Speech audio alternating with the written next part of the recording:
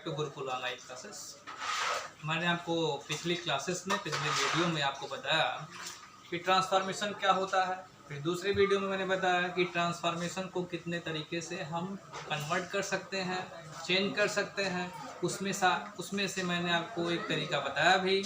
आज दूसरे तरीके के बारे में बातचीत करेंगे। मैंने आपको बताया था कि उस दिन कि अगर सेंटेंस को ट्रांसफॉर्मेट करना है तो पहला रूल जो मैंने बताया उसमें बताया मैंने कि सेंटेंस में अगर टू यूज़ है तो उसको रिमूव करना है, रिमूव है तो उसको यूज़ करना है। उसमें जो मैंने बताया उस पर थोड़ा सा चर्चा कर लेते हैं, डिस्कस कर लेते हैं कि जैसे मैंने बताया उस दिन he is too weak to walk, तो इसको मैंने कन्वर्ट करना बताया कि ही इज टू के प्लेस पे सो, वीक के प्लेस पे वीक, ये आपका एडजेक्टिव है। इस टू इन्फिनिटिव को जब हम चेंज करते हैं तो यहाँ पर दैट लगाते हैं। और मैंने बताया आपको कि यहाँ जो सब्जेक्ट लिखा होता है, ध्यान दीजिए, इस बात को आप ध्यान देंगे कि यहाँ जो सब्जेक्ट लिखा होता है दैट के बाद वही सब्जेक्ट हम क्या करते हैं, लिख देते हैं। यहाँ इस सब्जेक्ट से मतलब क्या है कि ही केवल नहीं आ सकता है, ही भी हो सकता है, सी भी हो सकता है, यू भी हो सकता है। मतलब इट को छोड़ करके और नॉन लिविंग सब्जेक्ट को छोड़ करके अगर यहाँ कोई भी सब्जेक्ट होता है तो यहाँ दैट के बाद वही सब्जेक्ट लिख देते हैं। सपोज मान लीजिए किसी का नाम यहाँ लिखा होता तो दैट के बाद क्या सब्जेक्ट लिखते, भी क्वेश्चन आपके दिमाग में आ सकता है। तो यहाँ अगर कोई नाम लिखा होगा तो दैट के बाद जो हमको सब्जेक्ट लिखना है वो उस नाउन से रिलेटेड प्रोनाउन लिख देते हैं। जैसे मान लिया किसी लड़के का नाम लिखा हुआ है तो हम ही लिख सकते हैं, लड़की का नाम लिखा है तो सी लिख सकते हैं। तो यहाँ पर ही लिखा है तो दैट के बाद यहाँ पर भी क्या लिख देंगे, ही। मतलब प्रोनाउन अगर लिखा है तो प्रोनाउन लिख देंगे। इन केस अगर नाउन आता है तो नाउन को हटा करके दैट के बाद हम उससे रिलेटेड प्रोनाउन लिखेंगे। उससे रिलेटेड का मतलब ये हुआ कि अगर लड़के का नाम है तो उससे रिलेटेड प्रोनाउन का मतलब ही यूज़ करेंगे, लड़की का नाम है तो उससे रिलेटेड प्रोनाउन का मतलब सी यूज़ करेंगे। ध्यान दीजिए इस बात को कि सब्जेक्ट जो यहाँ पर लिखा है दैट के बाद वही सब्जेक्ट लिखते हैं, केवल दो सब्जेक्ट को छोड़ करके, एक या तो इट हो या तो नॉन लिविंग कोई भी सब्जेक्ट हो। नॉन लिविंग सेशंस आप समझते हैं, नॉन लिविंग का मतलब होता है निर्जीव पदार्थ। निर्जीव पदार्थ के बारे में सब लोग जानते हैं, इसको बताने की जरूरत आप लोगों को नहीं है। तो नॉन लिविंग सब्जेक्ट और इट को छोड़ करके दैट के बाद वही सब्जेक्ट लिखा जाता है। ये दिमाग में आप लोग फीड करेंगे। यही ध्यान देना है कि यहाँ केवल इट ना हो या फिर कोई नॉन लिविंग सब्जेक्ट ना हो। इट होगा तो दैट के बाद कोई दूसरा सब्जेक्ट लिखा जाता है, नॉन लिविंग ऑब्जेक्ट होगा, नॉन लिविंग सब्जेक्ट होगा तो यहाँ दैट के बाद दूसरा सब्जेक्ट लिखा जाता है। लेकिन अगर इट और नॉन लिविंग सब्जेक्ट को छोड़ करके कोई भी सब्जेक्ट है तो उसी से रिलेटेड प्रोनाउन या प्रोनाउन लिख देते हैं। अब मैं बताना चाह रहा हूँ आप लोगों को, जैसे दैट यहाँ लगा हुआ है तो ही लिखा हुआ है, यहाँ इट नहीं लगा है, नॉन लिविंग नहीं है तो दैट के बाद हम यहीं क्या कर देंगे, ही लिख देंगे। उसके बाद बारी आती है कैन या कुड की। ऑलरेडी वीडियो में मैंने बताया था कैन इज एमआर के प्लेस पे लगाते हैं, कुड वाज वेयर के प्लेस पे लगाते हैं। तो इज यूज है तो यहाँ कैन नॉट लगाएंगे, कैन नॉट वाज। ये रूल मैंने आपको पिछली वीडियो में बताया।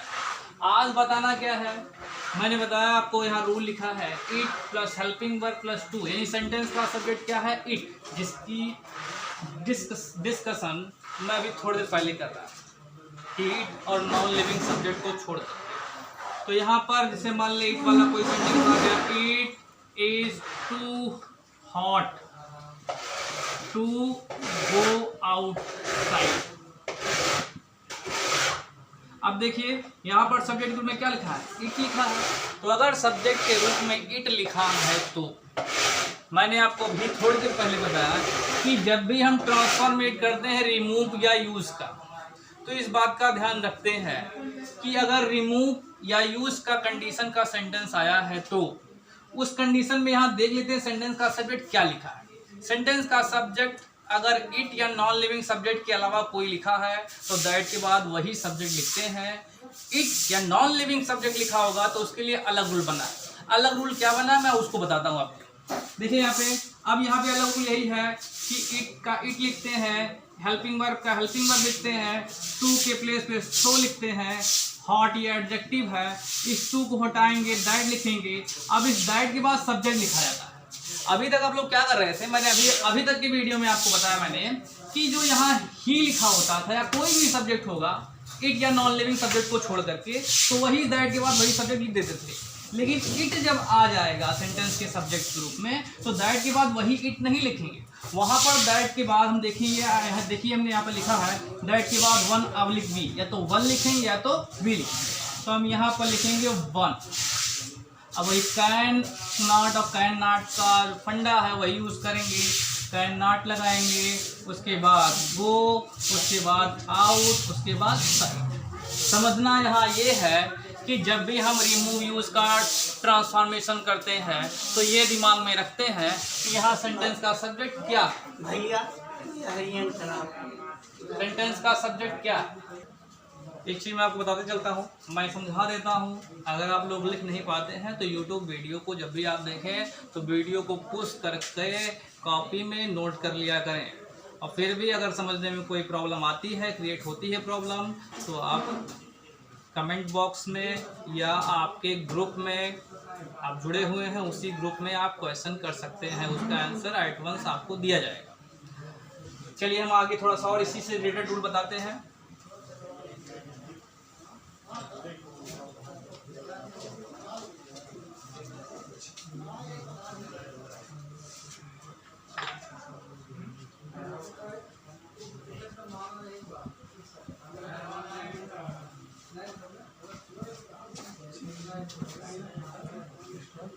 देखिए फिर वही चीज, it is too sour to drink. अब देखिए फिर वहां कंडीशन वही बनी है, सेंटेंस का सब्जेक्ट क्या लिखा हुआ है, इट, यानी सब्जेक्ट सेंटेंस का सब्जेक्ट इट है, ही नहीं है, सी नहीं है, आई नहीं है, वी नहीं है, यू नहीं है। तो मैंने आपको बताया यदि सेंटेंस का सब्जेक्ट इट हो तो इट के प्लेस पे इट, इस, टू के प्लेस पे सोर के प्लेस पे सोर, इस टू को हटाएंगे दैट लगाएंगे। अब दैट के बाद सब्जेक्ट क्या लगेगा, ये इस सेंटेंस के सब्जेक्ट की स्टार्टिंग सब्जेक्ट के ऊपर डिपेंड करेगा। अगर इट है तो चाहे वन लगाएंगे चाहे वी लगाएंगे। अब यहाँ इज है तो कैन नॉट लगाएंगे, उसके बाद हम यहाँ क्या लिखेंगे, ड्रिंक। तो यही दिमाग में रखना है आपको कि जब भी हम रिमूव और यूज, एग्जाम पेपर्स में आएगा कैसे, एग्जाम पेपर्स में ऐसे सेंटेंस लिखा होगा it is too sour to drink, यहीं आगे ऐसे लिखा रहेगा रिमूव एडवर्ब टू, ऐसे एग्जाम में पेपर में ऐसे लिखा रहेगा। इसलिए आप जान जाएंगे कि रिमूवल एडवर्ब टू का रूल है ये। तो एडवर्ब टू आपको रिमूव करना है तो आप जान जाएंगे, जब भी आप रिमूव करना शुरू करेंगे तो आप दिमाग में रखेंगे कि सेंटेंस का सब्जेक्ट क्या लिखा हुआ है। सेंटेंस का सब्जेक्ट अगर ही, सी, आई, वी, यू, दे में से कोई एक लिखा हुआ है तो दैट के बाद वही सब्जेक्ट लिख देते हैं। लेकिन अगर सेंटेंस का सब्जेक्ट इट लिखा होता है तो इट अगर लिखा है तो दैट के बाद वही सब्जेक्ट रिपीट नहीं करते हैं। तो दैट के बाद हम या तो सब्जेक्ट के रूप में वन लिखते हैं या तो फिर क्या लिखते हैं, वी लिखते हैं। जैसा कि मैंने यहाँ लिखा हुआ है इट इज, टू के प्लेस पे सो, सोर का मतलब खट्टा होता है, टू को हटाया मैंने, रिप्लेस किया उसके स्थान पे दैट लिखा, वी लिखा है। पर देखिए यहाँ इट है और यहाँ लिख दिया वी, वो इसलिए क्योंकि रूल यही बना है कि सेंटेंस का सब्जेक्ट इट हो तो दैट के बाद या तो वन लिखते हैं या तो वी लिखते हैं। We can not drink, it is too sour to drink का मतलब पीने के लिए बहुत ही खट्टा है, तो यह इतना खट्टा है कि हम इसे पी नहीं सकते हैं। दोनों का सेंस सेम आया, ट्रांसफॉर्मेशन के डेफिनेशन के थ्रू ही चल रहा है सेंटेंस का रूल। तो इसलिए हम उम्मीद करते हैं कि आप लोग ये रूल समझे होंगे। अब इसकी आगे का रूल मैं आपको बताता हूँ। देखिए रूल मैंने लिखा, अभी तक आपको मैंने बताया कि इट का रूल मैंने बताया। अब नॉन लिविंग सब्जेक्ट बताते हैं कि non living subject plus helping verb plus two plus adjective plus two plus verb plus other word. अब देखिए नया केस में है, नया आपने देखा कि अभी तक मैंने यहाँ पे केवल ही वाला रूल बताया, थोड़ी देर पहले इट का बताया, यहाँ क्या लिखा है, non living subject. I hope non living subject सभी लोग समझते हैं क्या होता है। नॉन लिविंग सब्जेक्ट का मतलब होता है निर्जीव पदार्थ, निर्जीव सब्जेक्ट। तो अगर सेंटेंस का सब्जेक्ट नॉन लिविंग हो तो दैट के बाद क्या यूज करते हैं? रूल पढ़ना क्या है, दैट के बाद लगना क्या है? दैट के बाद लगना ये है कि वही इट और नॉन लिविंग को माइंड रखेंगे, माइंड करेंगे नॉन लिविंग सब्जेक्ट को और इट को, क्योंकि यही दो कंडीशन में दैट के बाद लगने वाला सब्जेक्ट चेंज होता है। बाकी सारे कंडीशंस में दैट के बाद वही सब्जेक्ट लिखते हैं। तो देखिए यहाँ दैट के बाद लगा क्या, नॉन लिविंग सब्जेक्ट होगा, दैट के बाद क्या लग गया, इट। क्या लगा है, इट लगा, इट। बाकी सारा वही है। मैंने सेंटेंस लिखा, देखिए द रोप, द रोप। यहाँ सब्जेक्ट के रूप में ना तो ही लिखा है, ना तो सी लिखा है, ना तो आई लिखा है, ना तो वी लिखा है, ना तो वी यू लिखा है, ना दे लिखा है, ना तो इट लिखा हुआ है। यहाँ क्या लिखा है, रोप। रोप का मतलब होता है रस्सी। यहाँ द हाउस, हाउस का मतलब घर। दोनों के दोनों क्या है, नॉन लिविंग सब्जेक्ट है। नॉन लिविंग सब्जेक्ट रहेगा तो वही कंडीशन मैंने बताई आपको, पूरा लिखेंगे द रोप, रोप पूरा लिख दिया आपने। इस टू के प्लेस पे सो, हार्ड के प्लेस पे हार्ड। अब इस टू को हटाएंगे, दैट लगाएंगे। अब नॉन लिविंग होने के नाते यहाँ सब्जेक्ट ग्रुप में क्या लगाएंगे, इट लगाएंगे। Can not be, can not break. फिर देखिए यहाँ पे द हाउस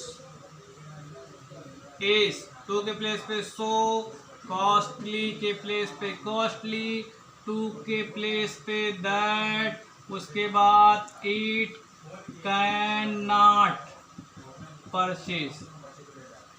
बाकी के रूल से थोड़ा सा बदला क्या कि यहाँ दैट के बाद सब्जेक्ट में लगना क्या है। अभी तक दैट के बाद जो सब्जेक्ट लगता था वो ही लग जाता था, सी लग जाता था, इट रहता था तो वन या वी लग जाता था। तो अगर नॉन लिविंग सब्जेक्ट है तो दैट के बाद क्या लग जाएगा, इट लग जाएगा। यही समझना है और हम उम्मीद करते हैं कि इस वीडियो में आप लोगों ने सब कुछ समझ लिया होगा। अब आगे का वीडियो हम कल आपको समझाएंगे।